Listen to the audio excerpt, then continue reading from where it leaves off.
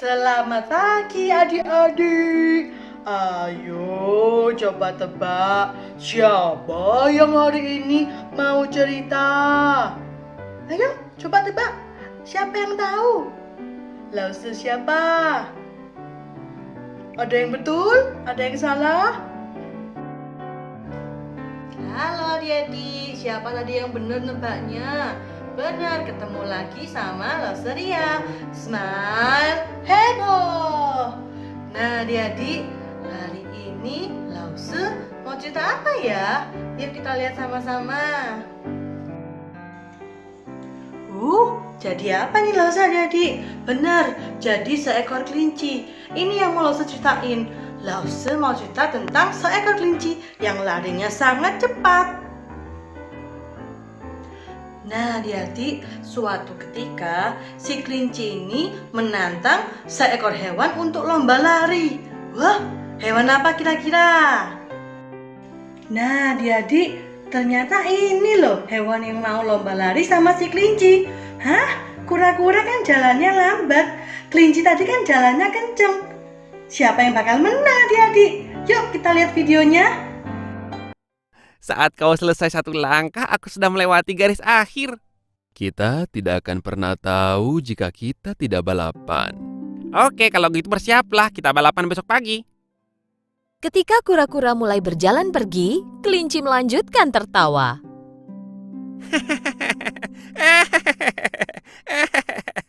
Pagi berikutnya, hewan-hewan tiba di tempat balapan. Mereka melihat kura-kura sudah menunggu di garis awal, siap untuk berlari. Kura-kura tersenyum dengan percaya diri. Tolong beritahu aku bagaimana kau akan mengalahkan kelinci. Jika dia sangat sombong dan tukang pamer seperti yang kalian katakan, maka balapan ini tidak akan sulit. Tak lama kemudian, sambil memegang wortel dengan gaya angkuh, kelinci tiba di tempat balapan. Ayo kita balapan dan menyelesaikan ini, aku belum sarapan. Setelah menyelesaikan persiapan terakhir, mereka tiba di garis awal. Yang pertama tiba di garis merah di ujung hutan akan menang. Dengan aba-aba dari tikus mondok, balapan dimulai. Seperti anak panah, kelinci melesat dengan cepat. Sebaliknya kura-kura mulai berjalan dengan lambat. Wow, kelinci sudah tak kelihatan lagi.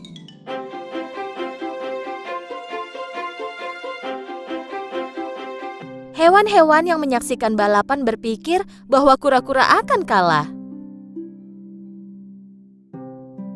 Setelah berlari sebentar, kelinci berhenti dan melihat ke belakang.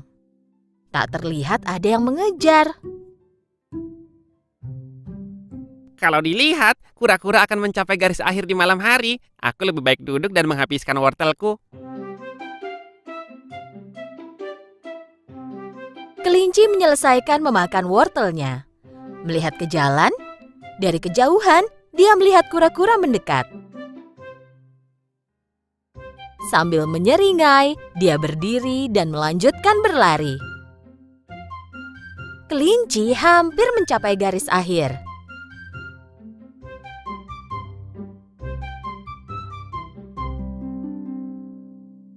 Aku mengantuk setelah sarapan.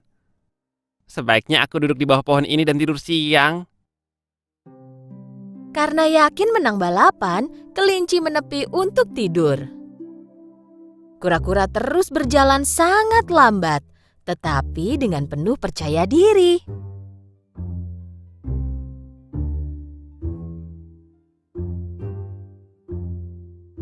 Akhirnya dia tiba di samping kelinci.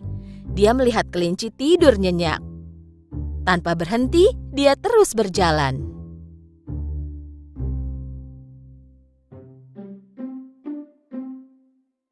Tak lama kemudian, kelinci terbangun. Saat melihat ke jalan dan dia tidak melihat kura-kura, Kura-kura tak terlihat. Mungkin dia tidak ingin balapan lagi. Hahaha, aku sebaiknya menyelesaikan balapanku sekarang. ketika kelinci berjalan lambat menuju garis akhir, apa yang dia lihat? Kura-kura telah melewatinya. Bahkan dia hampir tiba di garis akhir. Dengan mengerahkan segenap energinya, dia mencoba melewati kura-kura. Tetapi kura-kura sudah tiba di garis akhir. Beberapa hewan yang menunggu di garis akhir terlihat sangat senang. Semua hewan melemparkan kura-kura ke udara dengan penuh sukacita. Nah, adik-adik, ternyata di luar dugaan ya adik-adik ya. Yang tadinya kita kira kalau kura-kura bakal kalah, ternyata kura-kuranya menang karena si kelinci lengah. Loh adik-adik, kadang-kala kita seperti itu ya. Yang kita kira menang, ternyata kalah. Yang kita kira kalah, bisa menang loh adik-adik. Nah adik-adik, di Alkitab juga ada loh kisah yang seperti itu.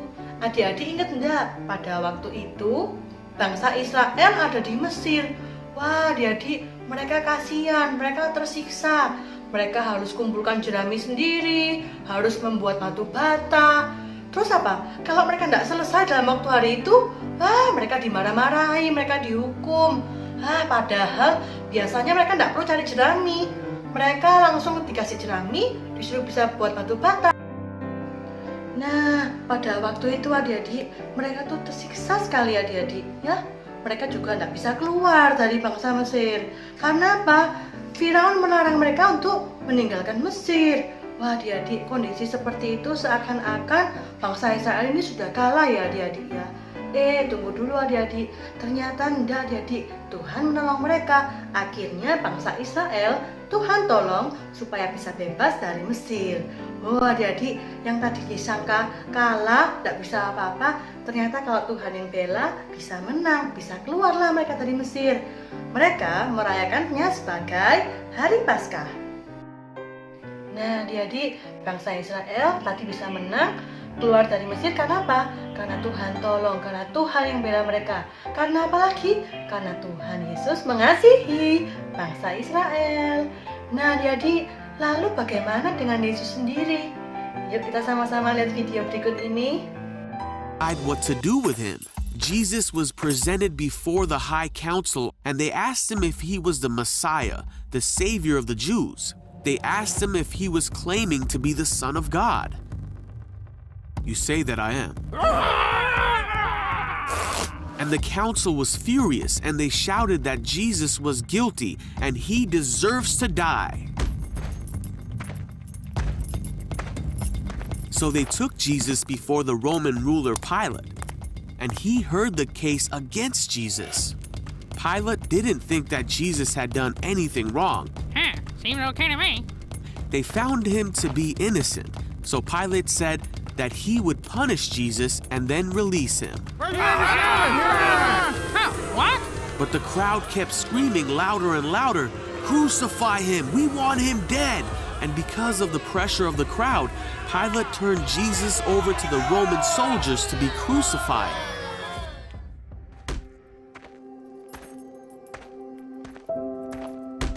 Jesus was hurt and spit on. His clothes were torn and taken from him, and a crown made out of thorns was put on his head. He was beaten so badly that he could barely stand on his own. And then he was forced to carry his cross so far up a mountain that he needed help because he could not do it on his own.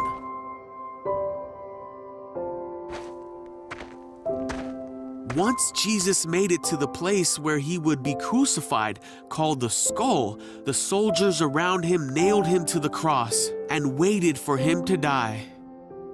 While Jesus was hanging on the cross, many people shouted to him, "If you really are the Son of God, save yourself from the cross." But Jesus knew he had to die to forgive his people for their sins. At noon, darkness fell across the whole land. 3 hours later, Jesus took his last breath and finally died. At that very moment, the curtain in the temple that separated the priests from God's holy place tore in two. A soldier watching the whole thing said, "This man truly was the Son of God." Then a righteous man named Joseph came and placed Jesus' body in a tomb. 3 days passed, and it seemed that there was no hope.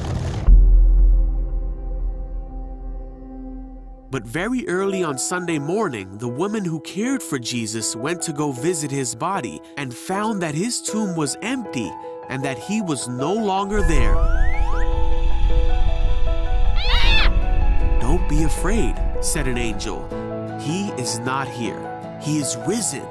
At this, the woman remembered that Jesus had told them that he would rise again on the 3rd day. And ran to go tell the disciples what they had seen and heard. Huh? Heyo! Ah! And then for the next 40 days, Jesus appeared to his disciples and many others and showed them that he was alive and well.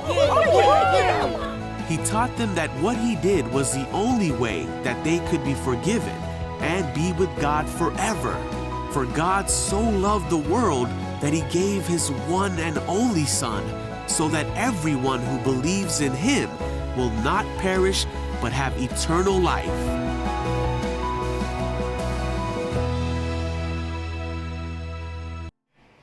Adik-adik, kita tadi lihat ya di video itu, ternyata apa? Yesus yang datang ke dunia untuk menolong kita, banyak orang yang tidak suka. Dia dihina-hina, dia bahkan ditangkap, dia diolok-olok, bahkan apa? Dia disiksa juga, dipukuli sampai berdarah. Nah, dia juga apa? Mati di kayu salib. Wah, adik-adik, kira-kira orang-orang jahat itu seneng enggak Yesus mati di kayu salib? Seneng ya? Mereka pikir, wah, aku menang, Yesus kalah. Tunggu dulu. Ternyata Yesus itu anak Allah yang hidup. Pada hari yang ketiga, Yesus bangkit dari matinya. Wah, luar biasa ya adik-adik. Nah, adik-adik, kalian tahu nggak kenapa kok sampai Yesus itu mati di kayu salib? Nah, adik-adik, Yesus itu mati di kayu salib untuk menebus dosa kita semua. Kenapa sih kok harus Yesus yang menebus dosa kita? Yuk kita lihat yang satu ini. Nah, adik-adik, di depan dosa sudah ada 3 wadah ya.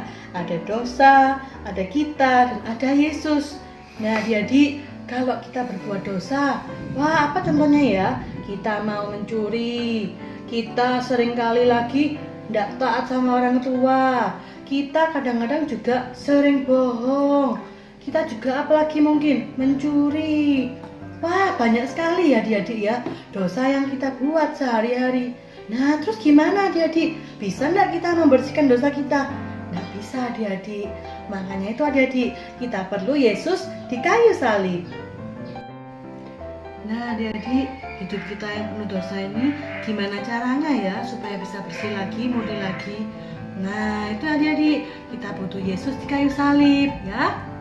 Nah, adik-adik, ketika ada Yesus di kayu salib, menebus dosa kita, dosa-dosa kita tadi yang hitam jadi apa? Wah, jadi murni lagi hidup kita. Itu adik-adik, makanya kita bersyukur Yesus mati di kayu salib untuk menebus dosa-dosa kita. Nah, terima kasih Yesus. Nah, adik-adik, kita patut bersyukur karena Yesus mengasihi kita. Yesus mati di kayu salib ternyata untuk menebus dosa kita karena Yesus sayang sama kita. Nah, adik-adik, mari kita mengucap syukur pada Tuhan Yesus dengan cara apa? Kita mau jadi anak yang baik, kita mau jadi anak yang melakukan firman Tuhan, kita juga mau jadi anak Tuhan yang selalu nurut papa mama, nurut dosen, nurut guru di sekolah, dan yang paling penting lagi adik-adik, kita mau belajar jadi anak-anak Tuhan yang mau mengasihi sesama kita, sama seperti Yesus sudah mengasihi kita. Oke adik-adik? Jadi kalau tadi bangsa Israel merayakan kebebasan dari Mesir sebagai Paskah, kita pun sekarang juga sama. Kita mau merayakan Paskah sebagai hari kebangkitan Yesus, tanda kalau Yesus sudah membebaskan kita dari dosa-dosa kita. Selamat Paskah! Adik-adik, Lause punya tugas nih buat kalian. Ayo, adik-adik buat video menyanyi lagu-lagu Paskah dengan saudara-saudara atau papa mama. Jangan lupa ya kirim ke Lawson nanti, oke? Nah, adik-adik, yuk kita akhiri firman Tuhan hari ini dengan kita berdoa ya. Yuk kita mau lipat tangan kita tutup mata kita mau berdoa. Tuhan Yesus, terima kasih Tuhan karena Engkau sudah mati di kayu salib untuk menebus dosa kami semua. Terima kasih Tuhan karena Engkau mengasihi kami. Engkau mau menggantikan kami mati di kayu salib. Tuhan, kami mau belajar menjadi anak-anak Tuhan yang baik, anak-anak Tuhan yang mau dengar-dengaran, dan kami juga mau Tuhan mengasihi sesama kami seperti Tuhan juga mengasihi kami. Terima kasih Tuhan, hanya di dalam nama Tuhan Yesus kami sudah berdoa. Amin. Bye adik-adik, sampai jumpa minggu depan. Jangan lupa minggu depan kita mau puji-pujian dan dengarkan firman Tuhan lagi ya. Bye. Smile.